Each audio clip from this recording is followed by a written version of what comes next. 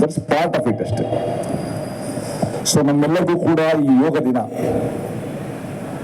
ಮನಸ್ಸಿಗೆ, ದೇಹಕ್ಕೆ, ಬುದ್ಧಿಗೆ ಹೆಚ್ಚು ಚೈತನ್ಯ ನೀಡಲಿ.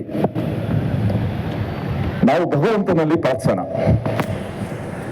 ನಾವು ಜೀವನದಲ್ಲಿ ಕೇವಲ ಒಳ್ಳೆ ಕೆಲಸಗಳನ್ನ ಮಾಡ್ತೀವಿ, ಕೆಟ್ಟ ವಿಚಾರಗಳನ್ನೂ ಕೂಡ ಮಾಡೋದಿಲ್ಲ ಅಂತ. ನಾವೇನಿದ್ರು ಕೂಡ ಸಮಾಜಕ್ಕೆ, ಸಮಾಜ ಮುಖಿಯಾಗಿ ಒಳ್ಳೆ ಕೆಲಸ ಮಾಡೋಣ, ನಾವು ಆರೋಗ್ಯ ಬಂದಿರೋಣ, ಸಮಾಜವನ್ನು ಕೂಡ ಸ್ವಾಸ್ಥ್ಯದಲ್ಲಿ ಇಡೋಣ. ಇದು ವಿಶ್ವ ಯೋಗ ದಿನದ ಒಂದು ಉದ್ದೇಶ. ಮತ್ತೆ ಈ ವರ್ಷ ಮಹಿಳಾ ಸಬಲೀಕರಣಕ್ಕೋಸ್ಕರ ಮಾಡ್ತಾ ಇರುವ ಯೋಗ, ನಮ್ಮ ಮಾತೆಯರು, ನಮ್ಮ ತಂಗಿಯರು, ನಮ್ಮ ಅಕ್ಕಂದರು, ಅವರ ಆರೋಗ್ಯ ಚೆನ್ನಾಗಿರ್ಬೇಕು. ಅವರ ಆರೋಗ್ಯ ಚೆನ್ನಾಗಿದ್ರೆ ಸಮಾಜದ ಆರೋಗ್ಯ ಚೆನ್ನಾಗಾಗುತ್ತೆ. ಅವರ ಮಾನಸಿಕ, ಶಾರೀರಿಕ ಆರೋಗ್ಯ ಉತ್ತಮಗೊಳ್ಬೇಕು, ರೋಗಗಳಿಂದ ಮುಕ್ತರಾಗಬೇಕು.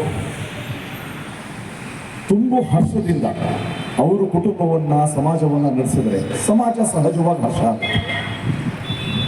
ಆದ್ದರಿಂದ ಪ್ರಾಯಶಃ 2024ನೇ ಇಸ್ವಿಯ 10ನೇ ವರ್ಷದ ಯೋಗ ದಿನ, ರಾಜಾಜಿನಗರದ ಯೋಗ ದಿನ, ನಾವೆಲ್ಲರೂ ಕೂಡ ಜೀವನದಲ್ಲಿ ಪೂರ್ಣ ನೆನಪಿಡುವಂತಹ ಯೋಗ ದಿನ ಆಗಿದೆ.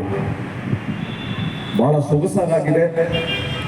ಶಾಲಾ ಮಕ್ಕಳು ಬಂದಿದ್ದಾರೆ, ಕಾಲೇಜು ವಿದ್ಯಾರ್ಥಿಗಳು ಬಂದಿದ್ದಾರೆ, ಪತಂಜಲಿ ಯೋಗ ಶಿಕ್ಷಣ ಸಮಿತಿಯ ಎಲ್ಲ ಯೋಗ ಬಂಧುಗಳು ಬಂದಿದ್ದಾರೆ, ರಾಜಕೀಯ, ಸಾಮಾಜಿಕ ಕ್ಷೇತ್ರದಲ್ಲಿ ಕೆಲಸ ಮಾಡುವ ಕಾರ್ಯಕರ್ತರು ಬಂದಿದ್ದಾರೆ. ನಾವೆಲ್ಲರೂ ಕೂಡ ಒಟ್ಟಿಗೆ ಸೇರಿ ಇವತ್ತು ಮಾಡಿರುವ ಈ ಚೈತನ್ಯ ಸಮಾಜಕ್ಕೆ ಹೆಚ್ಚು ಕಸುವು ಕೊಡಲಿ, ಹೆಚ್ಚು ಶಕ್ತಿ ಕೊಡಲಿ ಅಂತ ಹೇಳಿ ಮತ್ತೊಮ್ಮೆ ವಿಶ್ವ ಯೋಗ ದಿನದ ಶುಭಾಶಯಗಳನ್ನ ತಮ್ಮ ಜೊತೆ ಹಂಚಿಕೊಳ್ತೇವೆ. ನಾನು